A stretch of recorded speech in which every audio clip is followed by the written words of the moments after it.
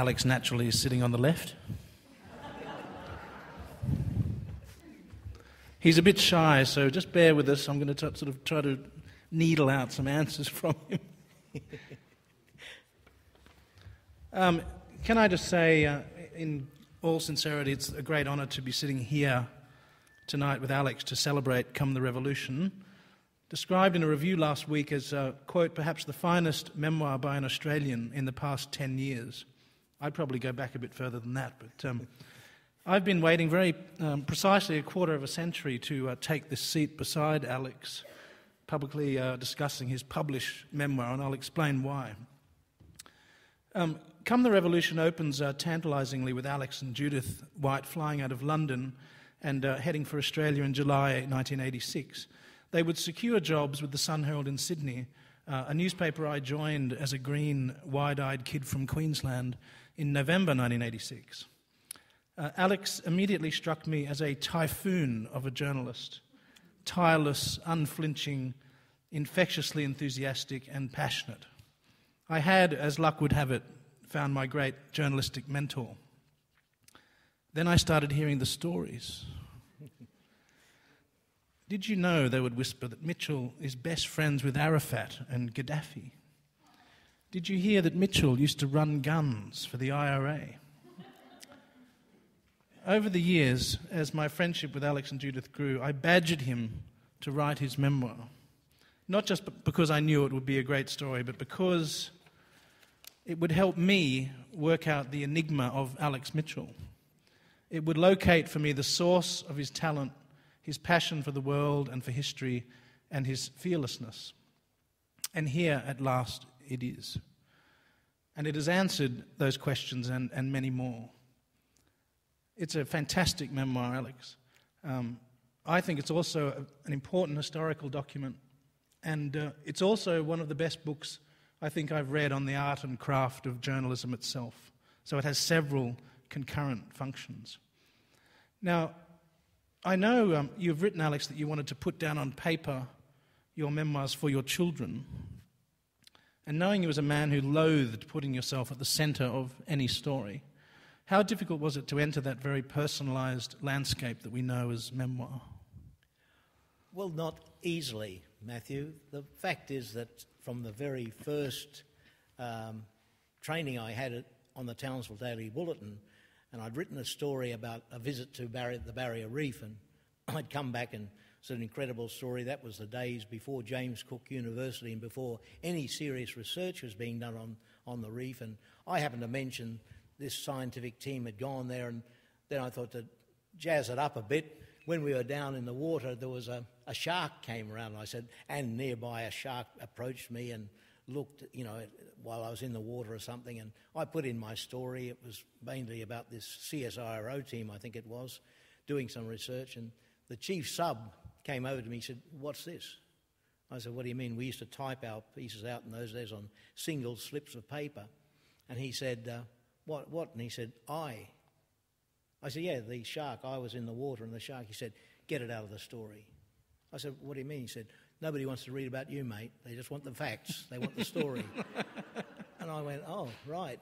And so I was forbidden and verboten, and kind of that was how I was trained. And when I moved to Sydney, or Mount Isa first, then Sydney, and then all through my career, I was, it was just something. And I used to watch the other tossers who used to put themselves into the story and wrote about themselves, and I used to, it was okay, I'm not opposed to it, but it just wasn't the way I was told, and I was sort of a bit humiliated in the office for even, pretending to put yourself into the story. So it was just never in my lexicon of journalism. I thought the story was the most important thing, and communicating the information of that story was the real craft, and what you thought or didn't think was sort of superfluous.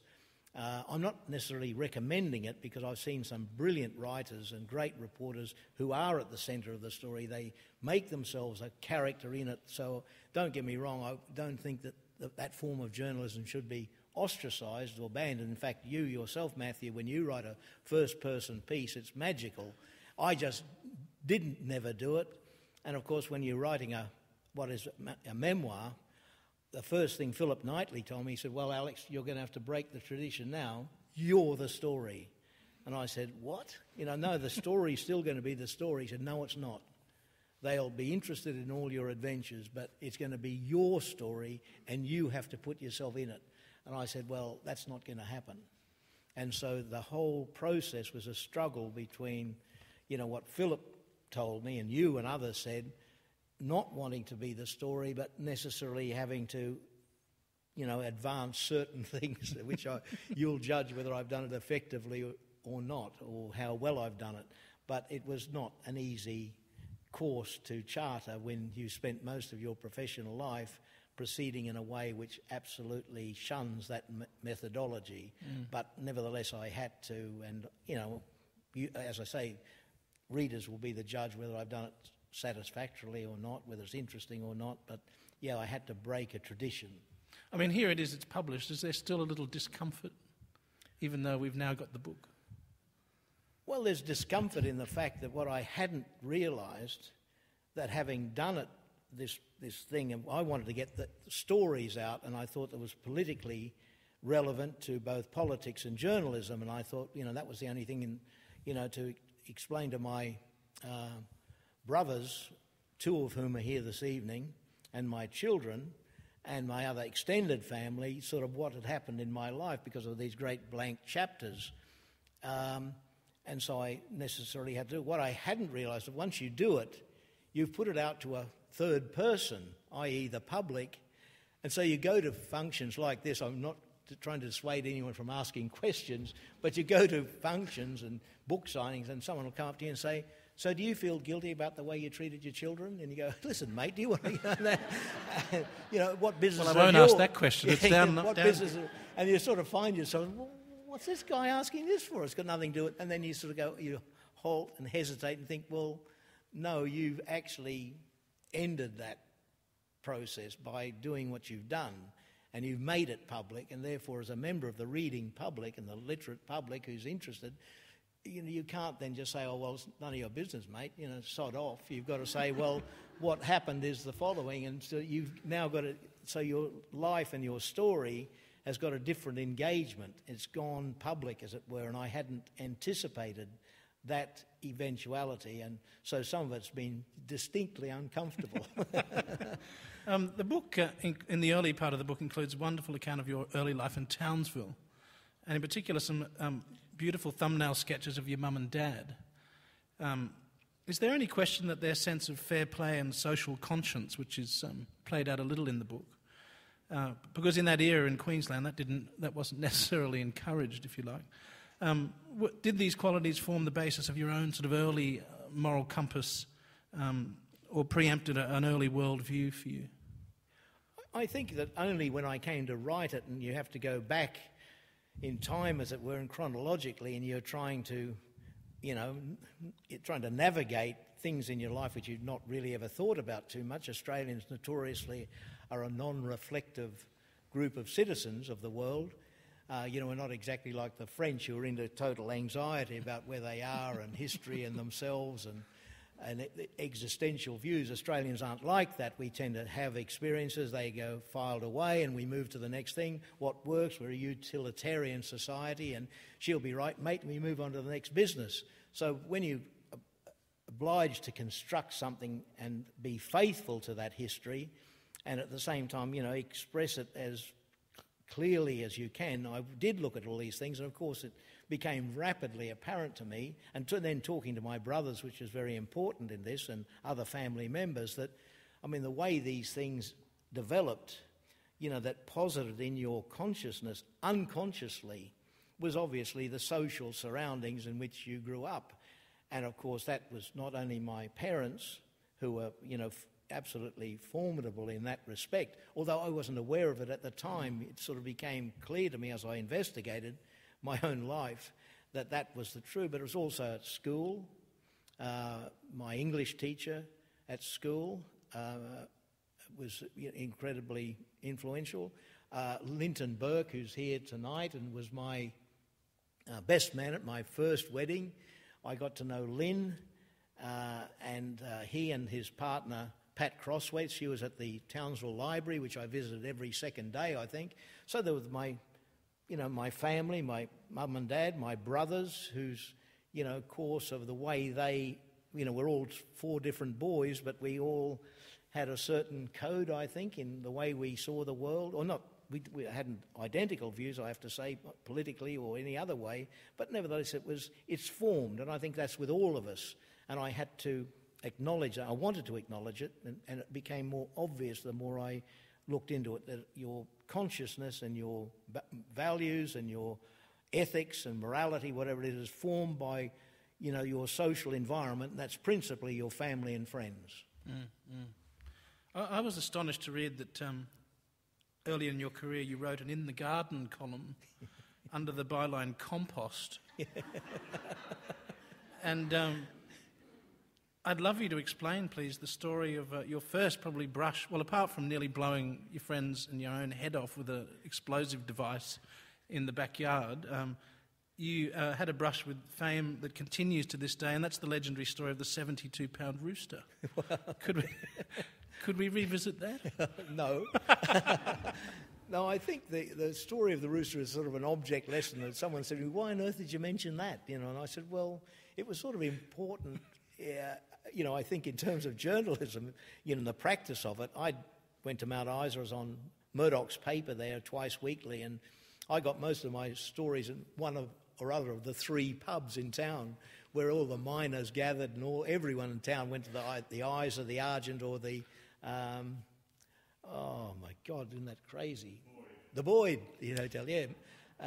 So you went into the 3 pubs, and I was in there one day, and there were these 2 guys talking about this incredible rooster, and of course, part of the trade was listening into other people's conversations, and so I'm saying, finally, I couldn't just stop myself. I said, mate, excuse me, I just overheard you talking about this incredible rooster. How big is it? And he said, it was about 70 pounds. I said, how big is it? He said, it stands about this high. And I said, what a rooster. This is incredible, And so I rushed back to the office, stop the front page, write about the rooster, get it in the paper.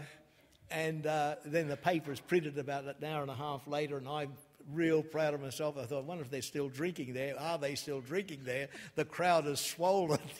In I walk with the paper to flog a few copies and say, on the front page, look at that, record rooster, and all these blokes buying the paper and falling around laughing. And I can't, when they're buying me beers, I said, what's the joke? I can't see. They go, we made it up. I went, oh my God. And, this story has haunted me. When I came back to Australia after that happened about 1962, I was back in the Hunter Valley somewhere, and a guy said, you're Alex Mitchell? I said, yep. And he said, listen, I got something here for you. And he opens up this shabby-looking wallet, and he takes out this yellowy thing, and there's the story of the rooster. He said, I've been carrying around this for years. He said, I've lived off this story of the rooster. I went, oh, my God, So, yeah, but as I say in the book, the lesson of the thing is, don't necessarily base your stories on what you hear in pubs. It's pretty simple, Take that down, kids. Yeah, that's right.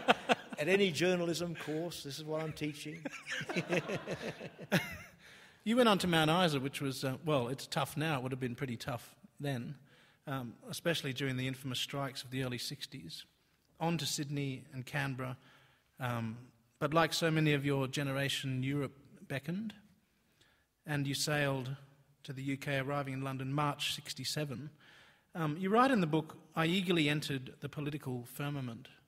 And I'm interested in how developed you were politically at that point in 67. Well, I was I think the experience of Mount Isa and the strike and coming in touch with the trade unions, which I had not had an experience of in Townsville. I used to go around and visit the AWU and all the union offices and get stories, but I didn't know too much about it. I joined the AJA, but that was about it. I wasn't involved in class struggle politics. That wasn't sort of anything that I knew too much about. But it interested me, and Mount Isa, of course, changed that. I just couldn't believe the sort of way the government, both in Canberra and in Brisbane, moved and declared martial law, and the sight when we went out to the little airstrip in Mount Isa to see wallopers getting off with rifles, like you went, these are miners. They want a bonus. They get a bonus, but they want it from £8 to £10, which was nothing considering the profits of the American Smelting and Refining Company, an American foreign company. It was just pathetic. And like you went, wow, what's going on here?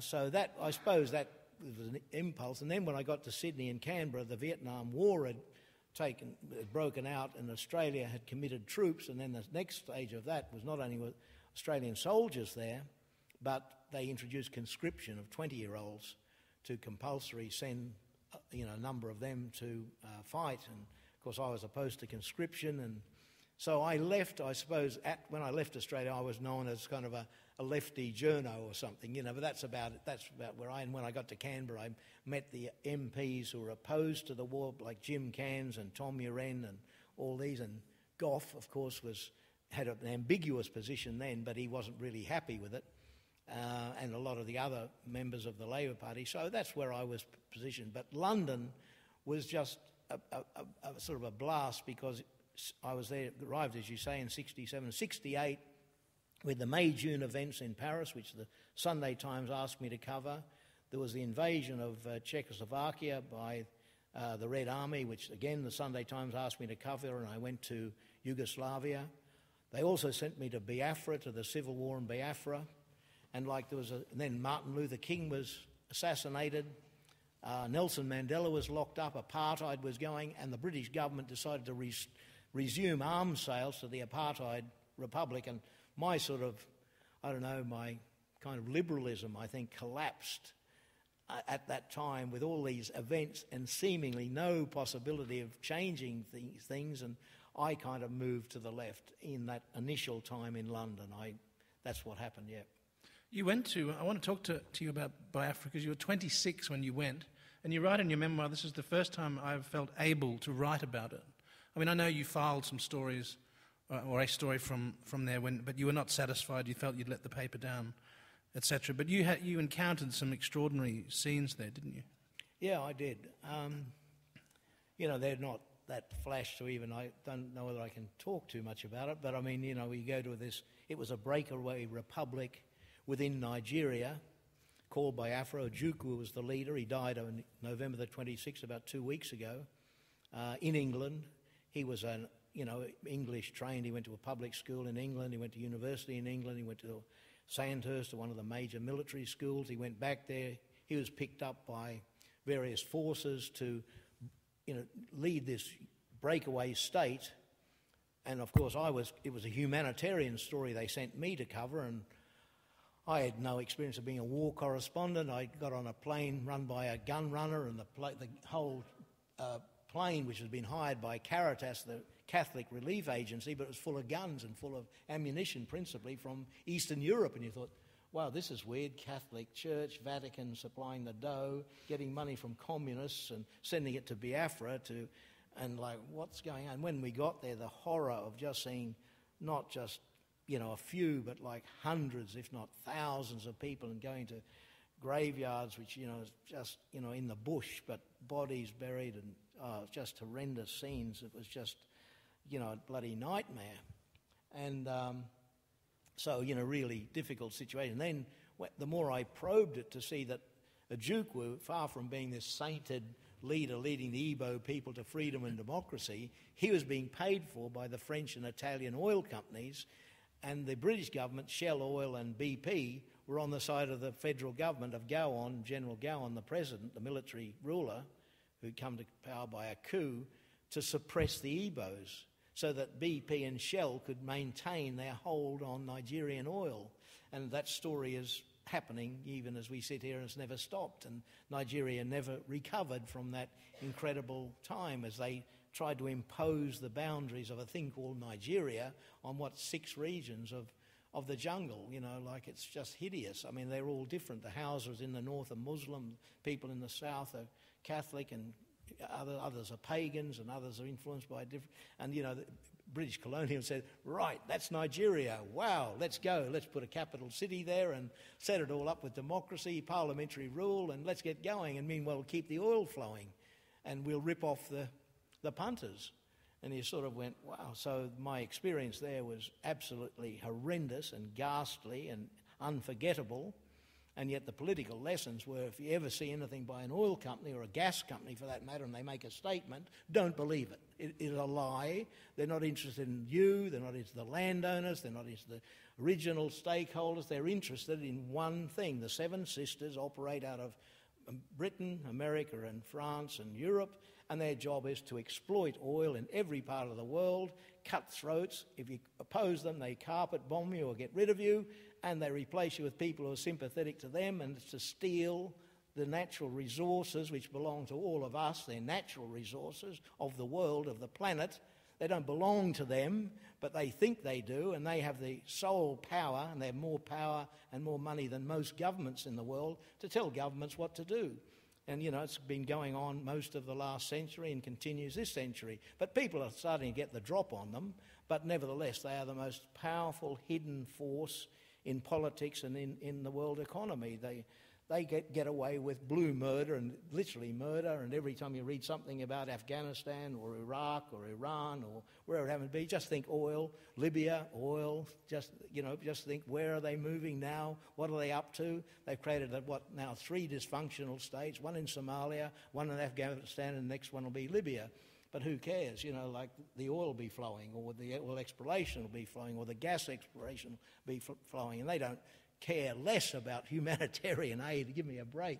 You know, it's their massive international corporations, and they've got a job to do, which is exploit the world's oil and gas, and that's what they do very effectively. But we shouldn't necessarily believe everything they say, or anything they say, in my view. Could you take us back to an evening in early 1968? It's at the home of BBC producer Tony Garnett in North Kensington, where a man you describe as being built like a kitchen table came into the room and started speaking, and that, of course, was Jerry Healy. Can you take us back to that night? Yeah, it was, all this firmament of politics is taking place, and it's really affecting journalism, and I was on the Sunday Times, and anyone involved in journalism at the serious end of it was pretty much involved in politics. We were following the election of Nixon in America. We wrote a book about that. I wasn't on that particular team, but I went to America, and we covered all the things that I've been referring to. They were all part of it. So discussion was really important, and suddenly I heard through my then partner was Joy, and the mother of my 2 oldest children, Laura and Lachlan.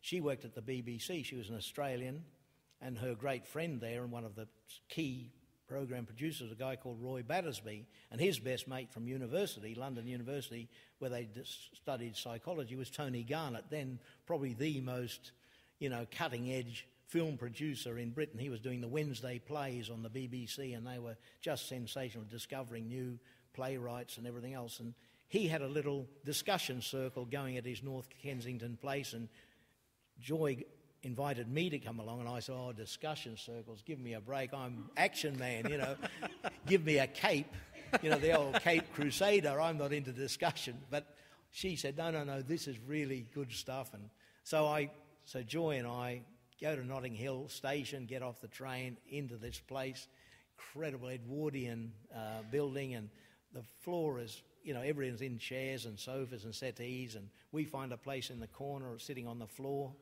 And then in walks Jerry Healy, the guy who's going to speak that night. And I'd heard that was his name, didn't know him from Adam. Matthews described him as I described him. In comes this little, tough, rotund Irish guy, sits down, takes out his cards from his pocket, and he's got a heap of white cards, whole row of big pens, which he had along like a little array of bullets in a thing, and he just sits there, and then he says to whoever's there, a guest speaker that night, someone said he's going to speak. He's from the LSE, the London School, and he starts to give a kind of a dissertation on world events, and Jerry Healy's sitting there making notes and not saying a word, and the guy finishes, and I thought the bloke who spoke was pretty impressive, and then Jerry Healy just quietly said, and anyone going to speak? And they all look around, no one's going to say a word, the place is pretty quiet. They all look at Jerry, and he goes, well, that was very interesting, comrade, that was a point that you made about this and this. However, and then he started over and was going, oh my God, and he's got quite a commanding presence and a deep, strong voice, and he started then to just go through this guy's speech. And it wasn't a humiliation of him, I hate to say that, but it was a sort of like a dissection of it. I suppose that's pretty humiliating, but he just went through it and just gave this very forceful expression of where the person, and not just the points, it wasn't sort of one of these media watch things where you say, oh, you failed to put a comma in that and you spelt this wrong. It was he was dealing with the underlying falsity of the arguments. And like I just sat there and I went, wow. So he came up to me later and I said, hi. And he said, you're on the Sunday Times? Yes. And he said, I've seen your byline. And I said, really? He said, oh, yeah. And I read this and read that. And he said, how many Australians are there? All you Aussies are all there. And I said, yeah, there's a few there. Murray Sale, Philip Knightley, Bruce Page, Tony Clifton, Nelson Muse. He said, what are you all doing there? Why do you show up there? It's an incredible... And I said, it was a good place. He said, no, you're doing the right thing, good paper. And off he disappeared. Anyhow, that, for me, I just had to be there next week. He said, will you be along? I said, I'll be here, don't worry, because it was just meeting someone who could sort of put things together politically and make sense of it. And that's, with the chaos going on in London, you kind of needed a navigator. And I found in Jerry Healy someone who could just say, call it how it was, as I saw it, or as I not as I saw it, as he saw it, but it appealed to me. This is a very broad... Apologise for this broad question in advance, but what appealed to you about Trotsky? I mean, you write in the book he was a man of action, an inspiring orator, a brilliant and prolific writer. But what was the connection with you?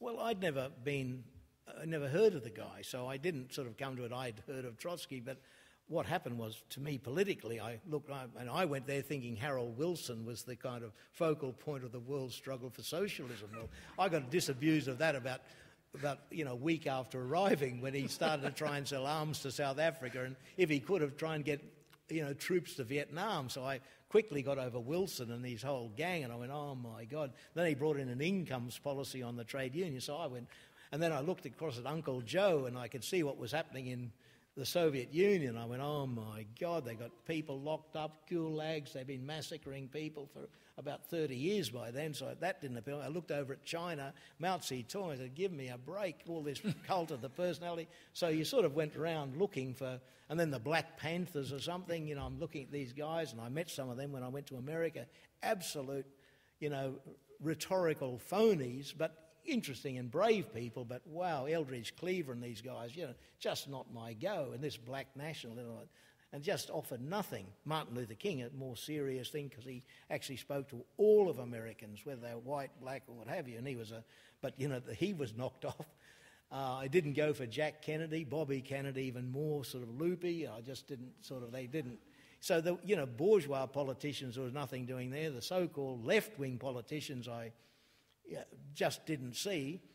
And then, in the course of it, someone said, well, the guy that actually fought Stalin and then was killed for it and put up the new economic plan and built the left opposition to Stalin was Trotsky. And I thought, well, who the hell was he? And he gave his life for the struggle for something different in the Soviet Union. And I thought, well, this guy sounds interesting. And, of course, then I met Jerry Healy. Then a whole load of books came my way, which he gave me or I bought. I used to go into bookshops and I just started to read, and I thought, my God, who's this guy?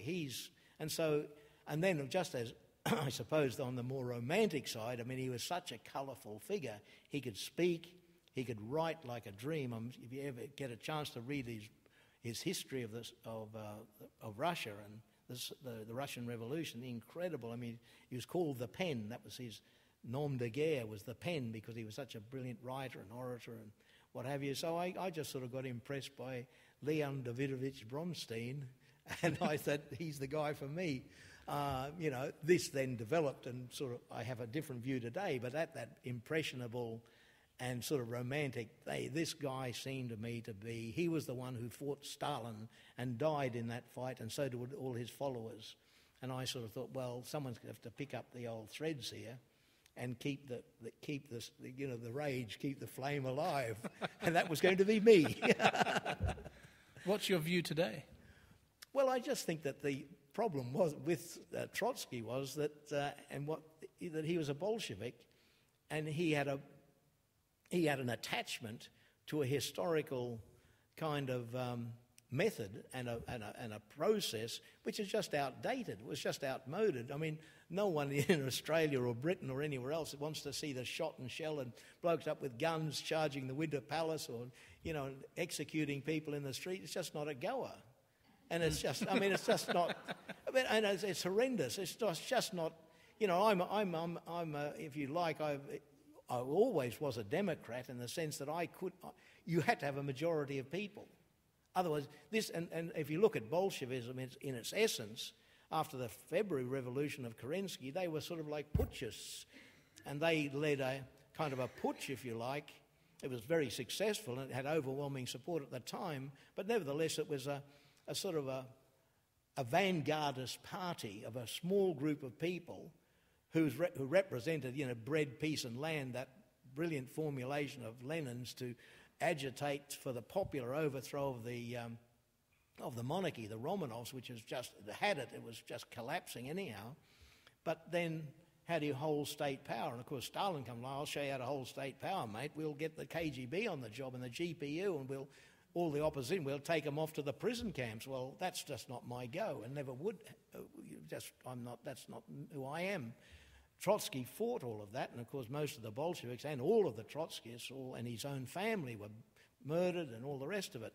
But I think his kind of, if you like, his plan has no relevance in the world today and can't be seriously by anyone argued it. I mean, you're not after building a proletarian vanguardist party that's going to sort of overthrow the state. It's just nonsense. Mm. And so I've since that was as a kind of like a youthful aberration. So it's I remain a socialist, but it's just the methodology and what Trotsky. But that was conditioned by he was a Russian. He grew up under the autocracy, and that was the kind of views he took from Marxism and employed in Russia at that time. Well, terrific. It's just not going to work in the West. Mm. We have a longer democratic tradition, and and also it's not based on the working class, because the working class as a proletarian class doesn't exist the same way. Now you'd be appealing to a absolutely bigger, broader mass movement of people, and all kinds of things, not sort of the. It's just anyhow. We won't go into that, but it's just a different battle today. It's a different situation of how you achieve socialism. It's just not like that. We'll return to your life. Yeah. Sunday Times, you left. World in Action, a highly influential television program, you left. And you go to work for the Workers' Press, circulation 1,200 copies. A lot of your friends said you're crazy. This is you're tossing your career away. But I'm just interested in that decision and that moment in your life where you literally did a sort of 180. Yeah, well, I've thought wondered the same thing. No, I think at the time, and everything has to have its context. I did have a passing interest in the underground press, and I went to work for a weekly paper that Richard Neville of Oz fame or infamy launched, and he made me the editor of his paper called Ink in London. And I took one look at the underground press, and I thought, oh my God, I thought the mainstream press was pretty awful and sort of starting to get sclerotic and closing down on covering stuff. The underground press, what a self-indulgent group of absolute, hopeless people going to do nothing. So I quickly got over that after one issue, I think. I was the editor and then walked out of that. And I was kind of then, do I go back to mainstream press or what do I do? And I suppose by then the Sunday Times, I kind of felt that I could have gone back there. They wanted me. Harry Evans, who was the editor, I was in touch with him during all of that time, and he said, we'll see you back. And I don't know, it just didn't happen anyhow. And then when I met Jerry Healy and we're talking, he said, what are you doing? And I said, actually, I'm doing nothing. I've just walked out of this job on Ink. I've left World in Action. I'm doing nothing. He said, I want you to come down to our paper. And that had been launched a little earlier as a daily, and I remember phoning him the day it happened, it came out. And I said, oh, incredible, I can't believe how you've done this. A daily paper. And of course he had no idea other than as a propagandist just reciting cliches and churning the stuff out. And he said, when we met to meet him, and I had no idea really that it was going to happen. I think Joy did, but I didn't. And then when I talked, I realised that if I got involved, I could perhaps do something to change it and mould it and play a part. And I thought of, a daily paper, which I hadn't worked on for a while. I'd been on Sunday papers. I wanted to get back into dailies. And so, and working with these people who are committed to something and doing something, even if it was only 1,200 circulation, I kept thinking, there was Lenin, 10 comrades, tomorrow the world. So, I don't know, I sort of, I suppose the kind of the enthusiasm of youthfulness. There's a great passage in the book where you describe those daily editorial meetings sort of at 9 a.m. and how each was sort of a political tutorial for you, and that it helped you develop your Marxist analysis. It might be impossible to answer, but what did you see through the prism of that analysis that you might not have seen working for somewhere like the Sunday Times, for example? Well, every topic that came up, and I used to, very early on, I started to present the news list, so I'd get to the meeting, I'd have read every paper in Fleet Street, I'd listen to the BBC, so I was across everything, and I'd present the list in the order I thought the big stories were of the day, and they were usually taken from the front pages or the editorial, and I'd go through it. And I think the most important thing was then I'd present a list, which was a pretty superficial rundown of what was the headlines, and then Jerry Healy would say, so what's the content of the story about the wages claim, say, by the Transport Workers Union? And I'd say, I don't know, they haven't had a rise for 2 years. And he said, no. The conference is coming up next month. The left is trying to make a major move with Jack Jones to regain their control inside the car industry and on the docks, where they're two biggest membership. This is a phony wages campaign against the Labor government. They're not going to take on the Labor government. What they intend to do is this, and he'd said it in its political and economic and bureaucratic and all the sort of surrounding environment of the story. And I just sort of sit there. So I'd say, well, so what's going to happen? He said, the campaign will last 2 weeks. Before the conference, they'll probably take it to the conference. As soon as the conference is over, they'll settle, and it'll be back to normal after that. And I'd go, wow, let's see what happens. And the conference would come, they'd all make speeches, the minister would arrive, Wilson would go and speak at the conference, they'd standing ovation. Peace in our time, he'd invite them for fish and chips to Downing Street, meat pies, deal will be done. They're postponing any action for 2 years, and the government, success for government, transport workers and dockers called off action. Wow, I knew that a month ago. So, he was able to give it that context, which you don't get at newspaper head. It's like we just travel on the immediate sensation of things, the immediacy of news, the 24-hour, 24/7 time clock of news and what's happening. At this paper, everything had to have, well, why? What's the context? What's the economic context? What's the bureaucratic context? What's the political context? And, who are the forces then? And then you sort of could write about them in a much fuller way, and that discussion is really incredible because whether it's a world event or a local event or national event, it's given that context, and I found that, and still guides me. I mean, I go to these press conferences, listen to the idiots talking superficially about things, haven't got a clue what's going on, and the end of it, you can just sum up, you just go dive in for the kill, and you say, well, do you really think so? What Gillard's going to do is sack the right, bring in some left, and she's trying to hold on, and they all go, how'd you know that? You say, well, it's obvious.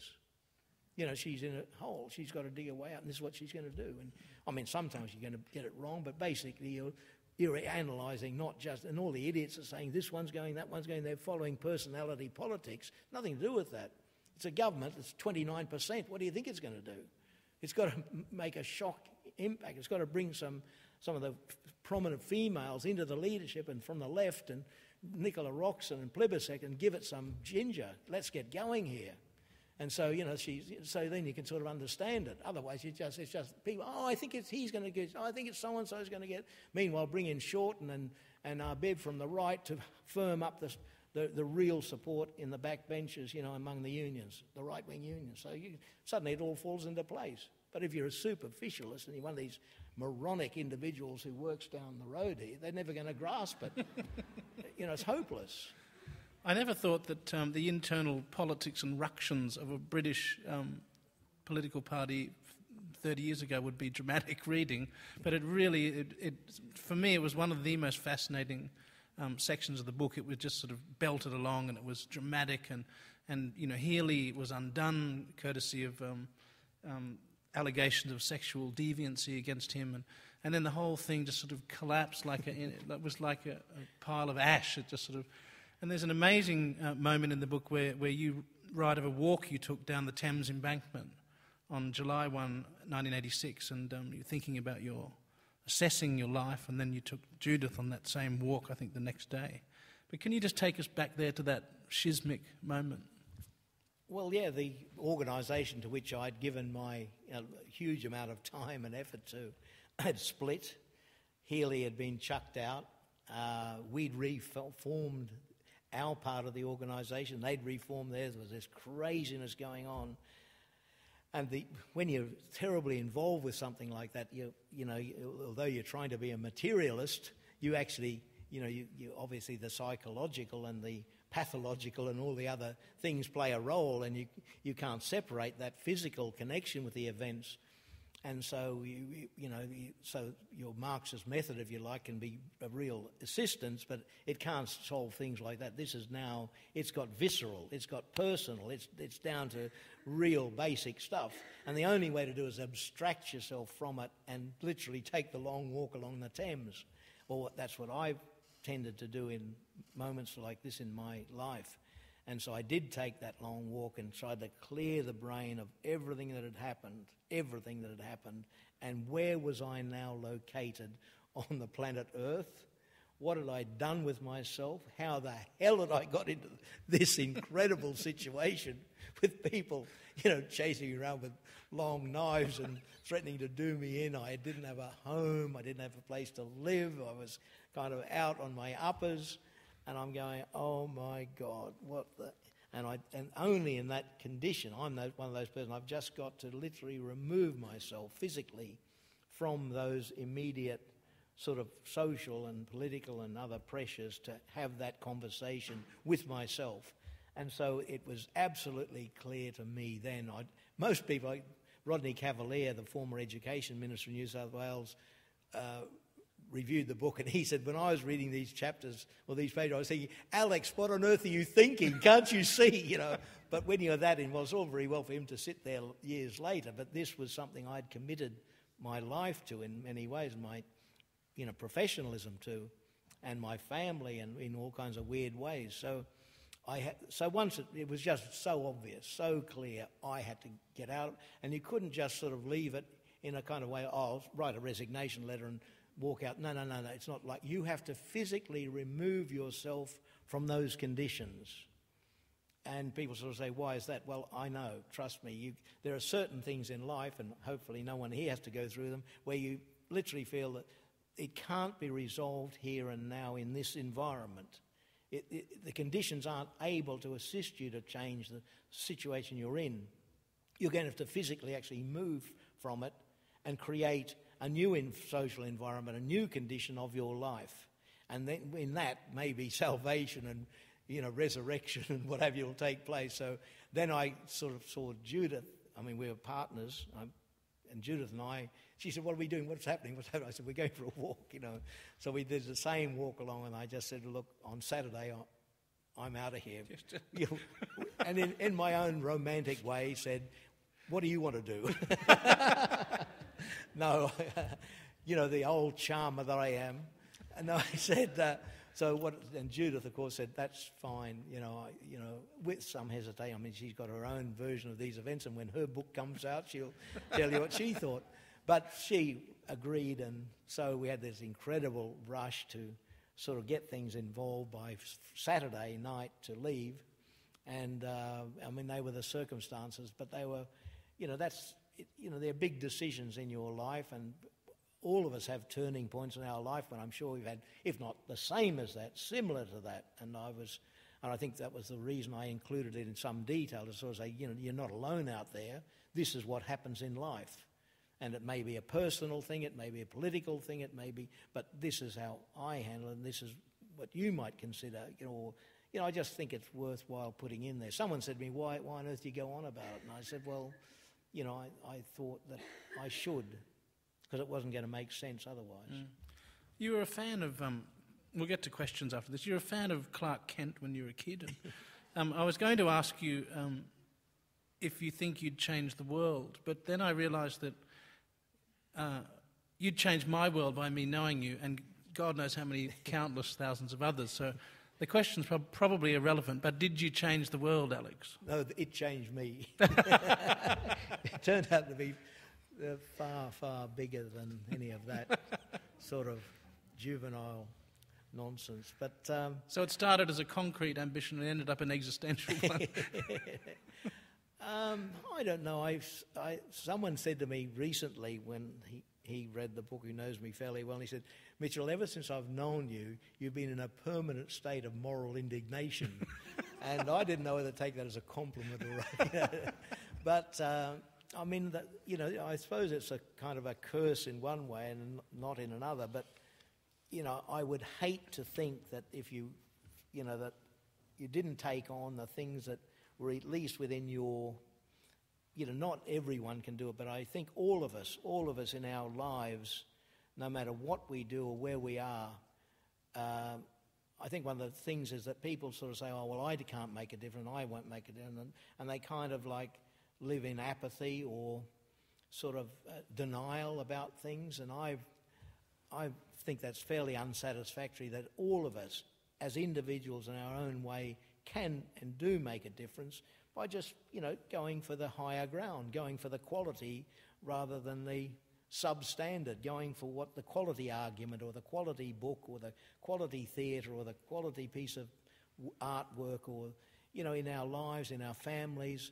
Why would we want to go with what's cynical, sceptical, second best, rubbish, so on, which is what the culture tries to force us to do. The culture wants to keep us watching crap television and reading crap books, seeing crap films, and, that's just ridiculous.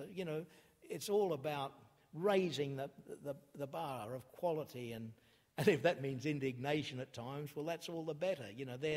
And it's only molecular change, but if in that molecular approach to life, it's not world-changing, but it's enabling you to sort of, and others perhaps in your immediate circle or collectively, to have a better view of the world and perform better and do better things, because it's a whole lot better than sitting on the sideline cynically, having another stubby. That's pretty hopeless. One of the reviewers of Alex's book said that this Come the Revolution will be on his journalism curriculum, mandatory reading next year, which is true, but just as Alex explained, it's a book about life too, and it's about how you live your life. That's the greater theme in it to me. Do we have questions for Alex?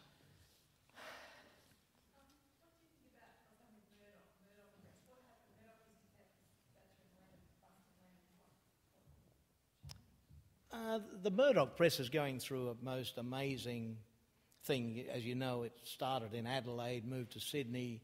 I worked on it in Mount Isa and the Northern Territory when he owned the papers there. And then it branched out from Australia, goes to London, goes to New York, and now we've got a world, the biggest publishing enterprise ever in books, Fox, free-to-air, not free-to-air, pay TV in Britain, in Australia and America, and 20th Century Fox, and a big publishing house. So you've got just the most incredible, powerful company and group of companies looking after our media and our publishing and our print.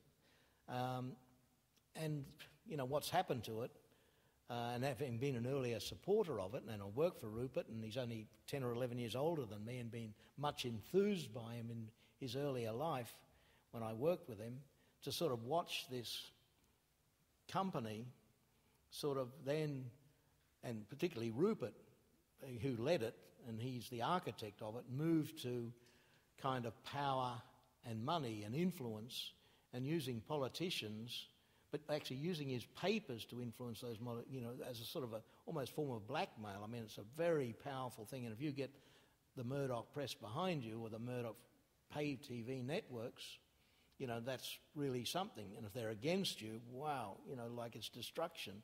So in that, it's sort of... But I have so many good friends who work for Murdoch, including Matthew, and so I'm always cautious to sort of say that people say, I hear a lot of, you work for the evil empire, that they're all crook or they're all, so it's just not like that. But it's like Queenslanders will know, under Sir Joe Bajelki-Peterson for those 20, 30 years when he was running it, was the place crook? Was there a climate of corruption? Was it, did you watch the coppers misbehave? Did you see an atmosphere of corruption, repression, narrow-mindedness, bigotry, and all kinds of shocking things? Well, it was created by Joe.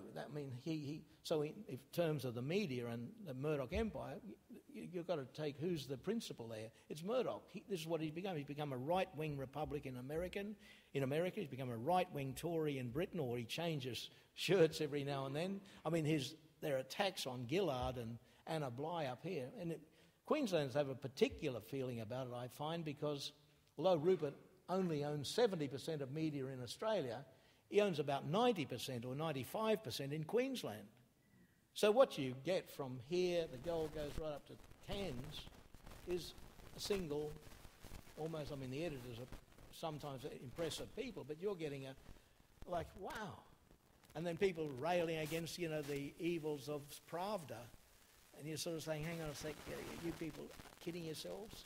Here you're getting a single set of views almost about why Anna Bligh is, or Gillard is a witch, and let's throw them out and let's do this, and these jihadists sort of thing.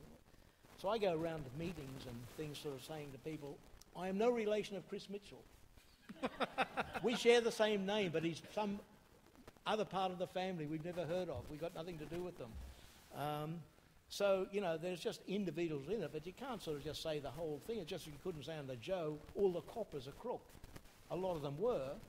Or all the public servants were crook. A lot of them were, but there's a whole lot of decent people in there trying to fight the good fight for Queensland. But what was the climate? The climate was corrupt, repressive and shocking, narrow-minded and absolutely outrageous. And of course one day it all fell in the heap and he's lucky not to end up in the slammer. And that may well be true of the Murdoch family.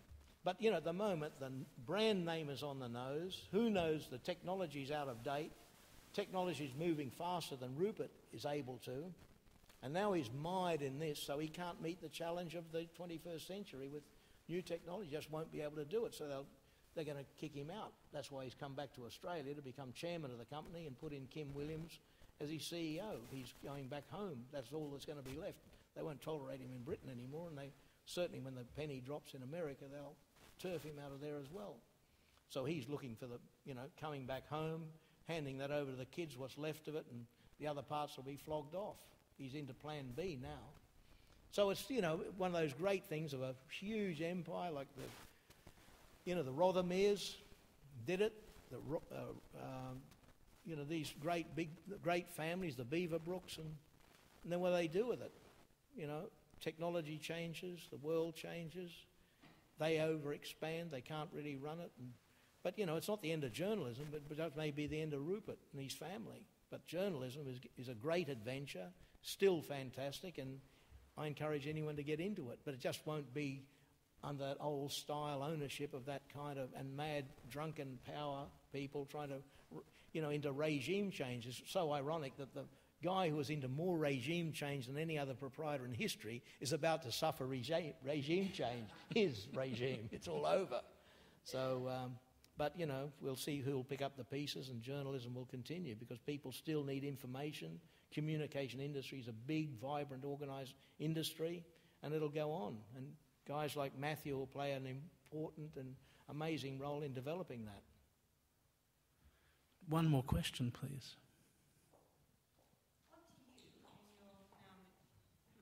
What to you in your mature years now is the revolution? Well, I hope everyone caught that. What do I now think of the revolution? Well, I think that, that my view is that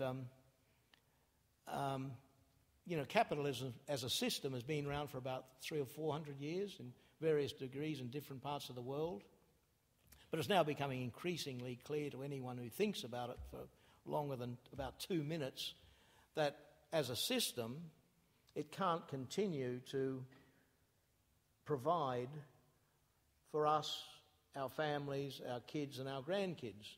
The private ownership of commodities, property, water, gas, coal, energy, what have you, for the 1% to get richer and richer, and we're the 99% who are out of the joke.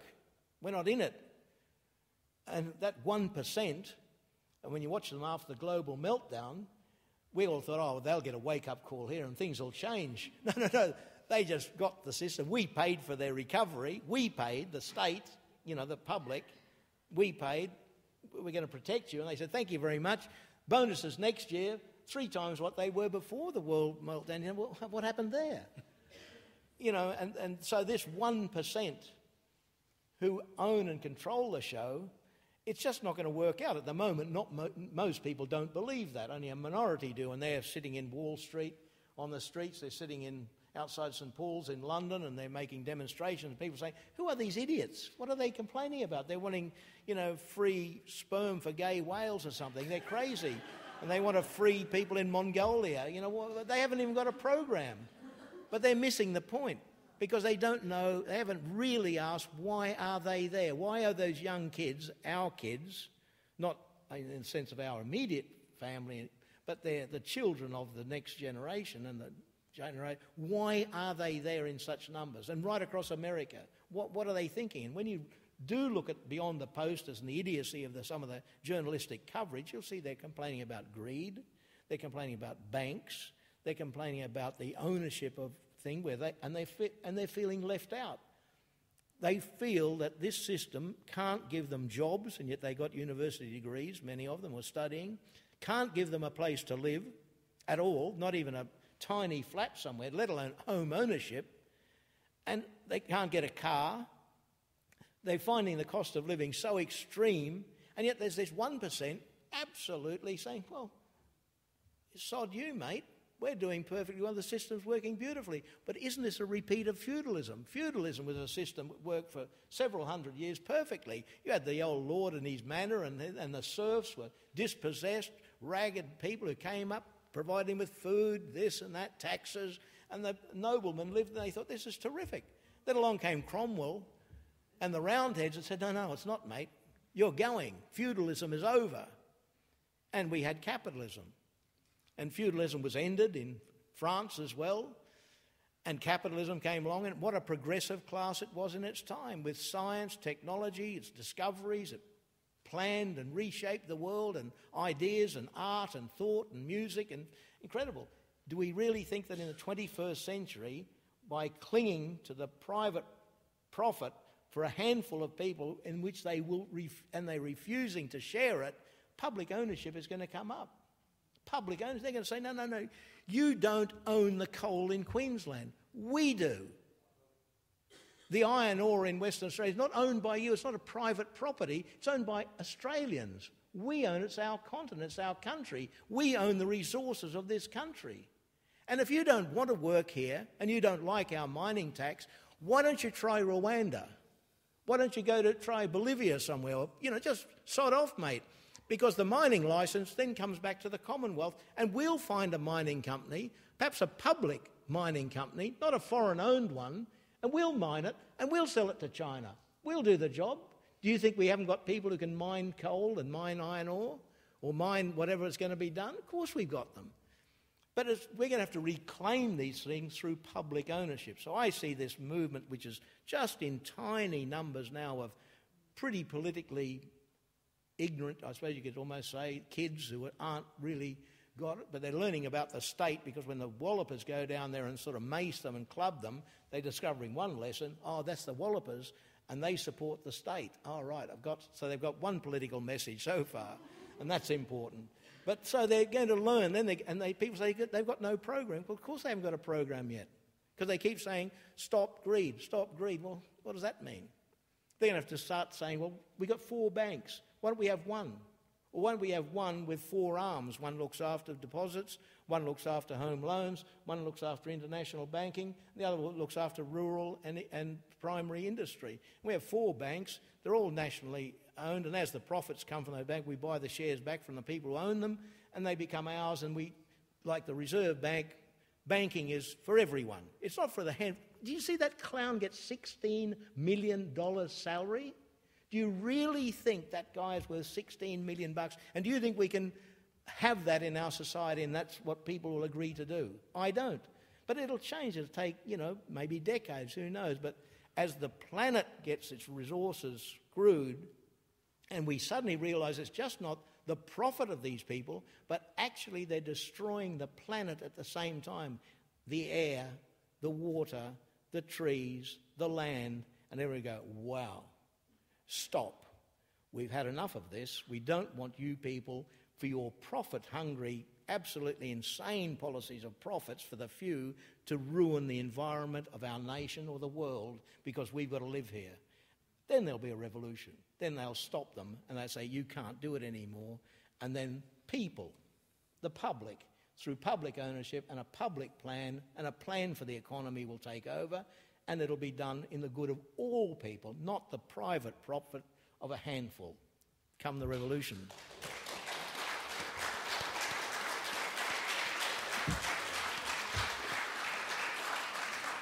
I think that answers your question. Alex, congratulations on a brilliant book. Please thank Alex Mitchell.